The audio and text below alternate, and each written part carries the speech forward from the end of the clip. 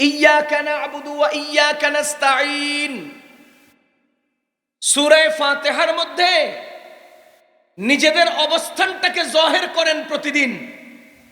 হে আল্লাহ, আমরা আপনারই ইবাদত করি, আপনারই কাছে সাহায্য চাই। আমার ছাত্র ভাইয়েরা বুঝবেন, ইয়্যাকা না'বুদু ওয়া ইয়্যাকা নাস্তাঈন, এখানে ইয়্যাকা এটা জমিরে মানসুবে মুনফাসিল।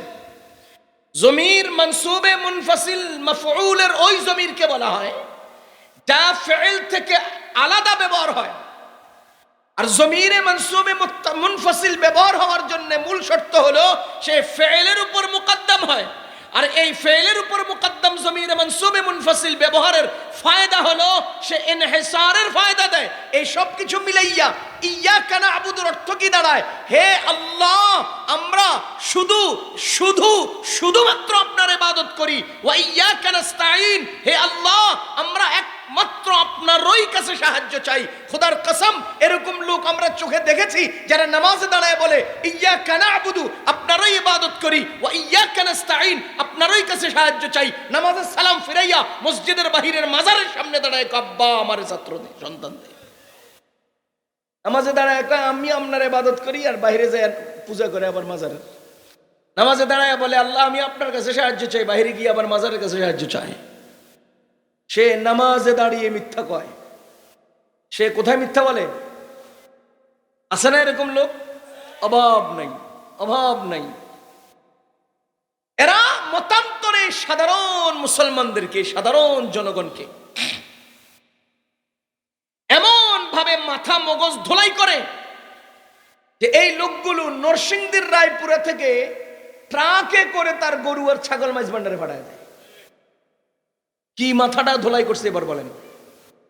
কোথায় নরসিংদীর রায়পুরা, আর কোথায় সে আটরশি, কোথায় সে মাছ ভান্ডার, সব এখান থেকে ট্রাকে করে ওখানে পাঠায়। কি পরিমাণ মগজ ধোলাই করলে পরে তার এই গোয়ালঘরের গরু চুরি করা যায়? রীতিমতো গোয়ালঘরের গরু চুরি না?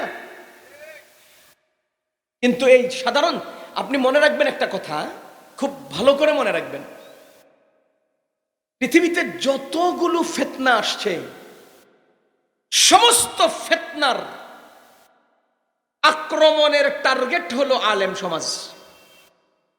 পৃথিবীর সমস্ত ফিতনার আক্রমণের টার্গেট বলেন না আলেম সমাজ।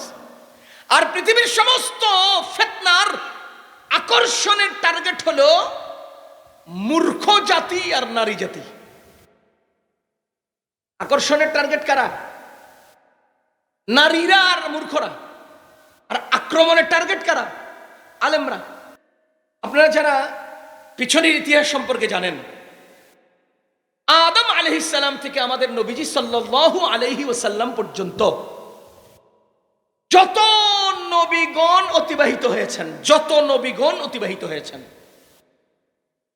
কোন নবীগণের আনিত দ্বীন শরীয়ত এত লম্বা টাইম পৃথিবীতে অক্ষত বেঁচে ছিল না যত লম্বা টাইম অক্ষত নিরাপদ আমাদের নবীজির শরীয়ত বেঁচে আছে। কথা কি বুঝতেছেন আপনারা? অতীতের কোন নবী রাসূলগণের দ্বীন আর শরীয়ত এত লম্বা টাইম আর এত বিস্তৃত পৃথিবীতে বেঁচে ছিল না। টাইমেও কম ছিল, এলাকায়ও কম ছিল। কিন্তু আমাদের নবীজির এই শরীয়ত টাইমেও লম্বা, এলাকাও বিস্তৃত। এবার ইনসাফের সাথে আপনারা বলেন তো, আজ ১৫০০ বছর পর্যন্ত দ্বীন শরীয়তের এই অক্ষত অবস্থান আর এই দ্বীন শরীয়তের সারা পৃথিবীর আনাচে কানাচে ইসলাম পৌঁছে যাওয়ার পেছনে অবদানটা কার? মেহনতটা কার? শ্রমটা কার? ত্যাগটা কার? ফিকিরটা কার? আল্লাহর কসম, ওলামায়ে কেরামের এই দ্বীনের বিরুদ্ধে যারা কাজ করে এরা শরীয়ত নয়, আলেমদের বিরুদ্ধে কাজ করে। কেন? এদের অক্লান্ত মেহনত এবং সুদূর প্রসারী ফিকিরের বদৌলতেই বিশ্বে ইসলাম এবং শরীয়ত বেঁচে আছে। মাওলানা ইলিয়াস রহমতুল্লাহি আলাইহির একজনের ফিকির একটু কি চোখ বন্ধ করে কোনোদিন চিন্তা করছেন? কি পরিমাণ বিস্তৃত চিন্তা করলে তার এই ফিকির পৃথিবীর সর্বত্র পৌঁছে যায়। আমরাও তো কত প্ল্যান করি না? আমরাও তো কত কাজ করার চিন্তা করি না? কিন্তু আমাদের কাজ পুকুরের এই পার থেকে ওই পার যায় না, পুকুরের মাঝখানে ডুবে যায়।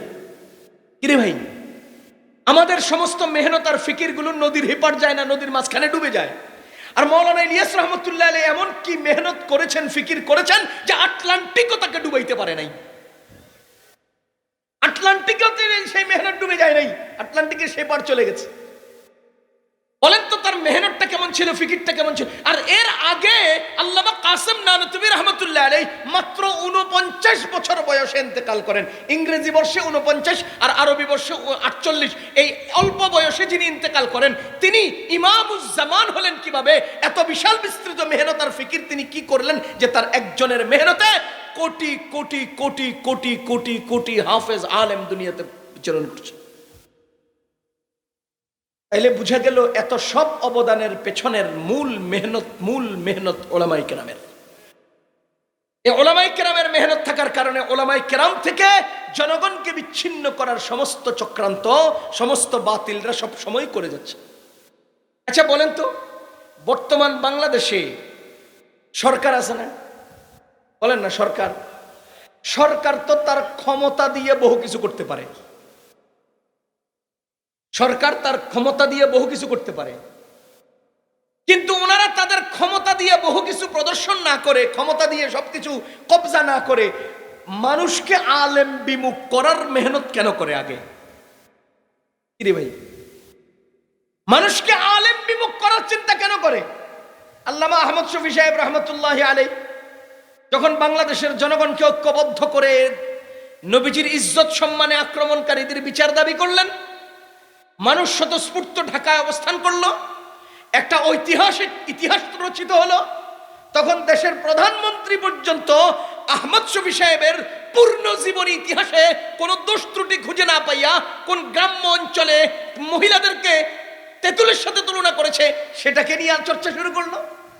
কেন রে ভাই?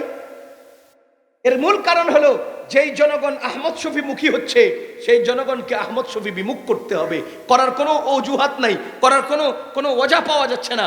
এবার ওই মহিলাদেরকে তেঁতুলের সাথে তুলনা করছে, এটারে প্রধানমন্ত্রী পর্যন্ত জানতে হচ্ছে।